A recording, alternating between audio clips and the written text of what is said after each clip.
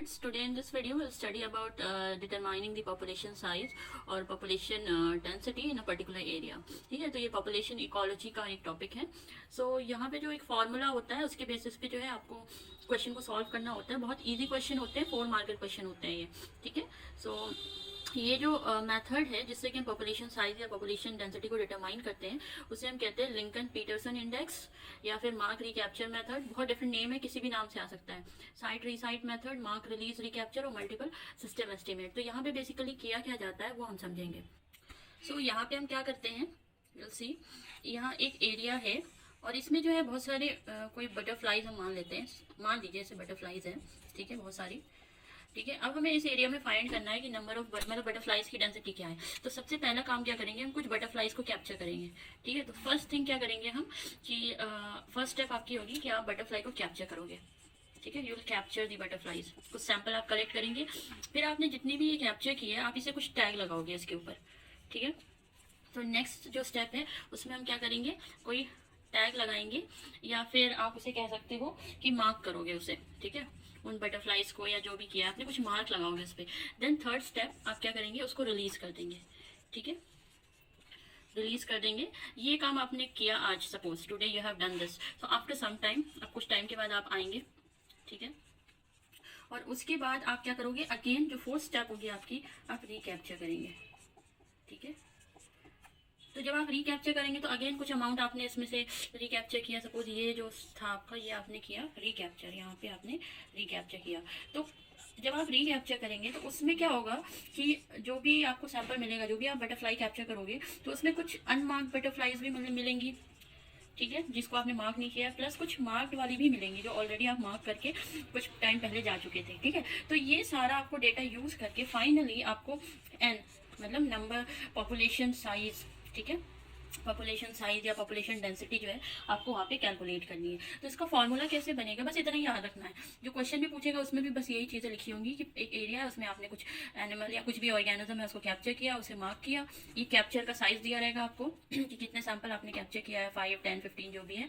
फिर उसके बाद आपने रिलीज कर दिया, फिर कुछ टाइम पीरियड के बाद अगेन रिकैप्चर किया. तो इसकी भी कोई वैल्यू होगी, कुछ अमाउंट जो भी सैंपल का साइज है. और फिर इस रिकैप्चर में आपको कितने मार्क्ड मिले, कितने अनमार्क्ड मिले, उसके बेसिस पे आपको पॉपुलेशन का साइज कैलकुलेट करना है.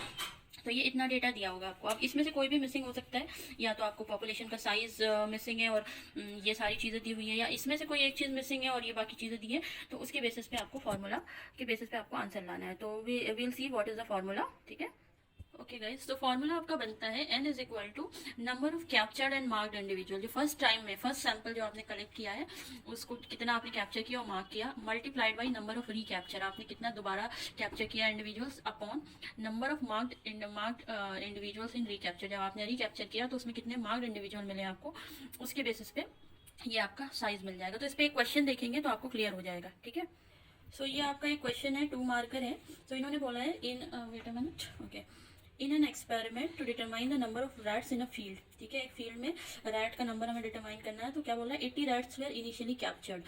ठीक है, तो आप यहाँ पे लिखते जाओ. सबसे पहला क्या, एन. ठीक है, यहाँ लिखे, चलो एन की वैल्यू नहीं दी है, इन्होंने क्या दिया, सबसे पहले कैप्चर्ड. सो यहाँ जो कैप्चर्ड रैट है, जो फर्स्ट टाइम आपने कैप्चर किए और मार्क किए, वो वैल्यू है आपकी 80. ठीक है, फिर जो नेक्स्ट बोल रहा है ये कि 80 were initially captured, marked and release. After 1 month, एक मंथ के बाद 100 rats were captured in the same field. तो इन्होंने रिकैप्चर के बजाय इन्होंने लिखा है 1 मंथ के बाद आपने कैप्चर किया. तो सिंपली मीन्स इन्होंने रिकैप्चर किया है इसको. ठीक है, तो जो रिकैप्चर की वैल्यू है, जो दोबारा कैप्चर किया है इन्होंने, ठीक है, वो है आपकी 100.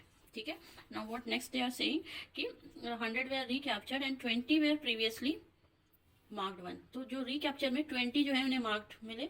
ठीक है, सो जो मार्क्ड इन रिकैप्चर्ड जो उन्हें मिला है वो है आपका 20. सो फिर ये क्वेश्चन पूछ रहा है कि estimate population size of the rat in the field. ठीक है, तो सिंपल सा फॉर्मूला बनता है, आपको एन फाइंड करना है. तो नंबर ऑफ रिकैप्चर यहाँ कितना है, 80. तो एन इज इक्वल टू आप क्या लिखोगे, 80. फिर क्या है, multiply by number of recapture, यहाँ पे रिकैप्चर की वैल्यू 100 है, इंटू 100 आप करेंगे, अपॉन कितने मार्क मिले थे, 20. ठीक है, तो आपका बन जाएगा ये. सो एन विल बी 400. बहुत सिंपल सा क्वेश्चन है, डायरेक्ट आता है क्वेश्चन, इसमें कोई भी वो नहीं है. एक और क्वेश्चन देख लेते हैं, बहुत सिंपल सा है. सो ये 4 मार्क का क्वेश्चन है, वही चीज़ है, कुछ भी डिफरेंस नहीं है इसमें। इन्होंने क्या बोला है, in order to estimate population size of a fish species in a lake researcher capture 100। तो यहाँ पे इन्होंने कैप्चर की वैल्यू 100 दे रखी है, ठीक है। सो बस वही चीज़ें करनी है, हम यहाँ पे वैल्यू चेंज कर देते हैं। इन्होंने कैप्चर 100 दिया है इस क्वेश्चन में, और फिर क्या बोला है, from a lake and mark them with colour tag, उसको कैप्चर किया और मार्क कर दिया। एक हफ्ते के बाद, a week later, researcher return to the lake and catches 150 fishes of the same species. तो इन्होंने रीकैप्चर जो है 150 किया है, और उसमें फिर इन्हें क्या मिल रहा है, 25 देम वेर टैग्ड है, जो रीकैप्चर है उसमें 25 जो है टैग्ड है।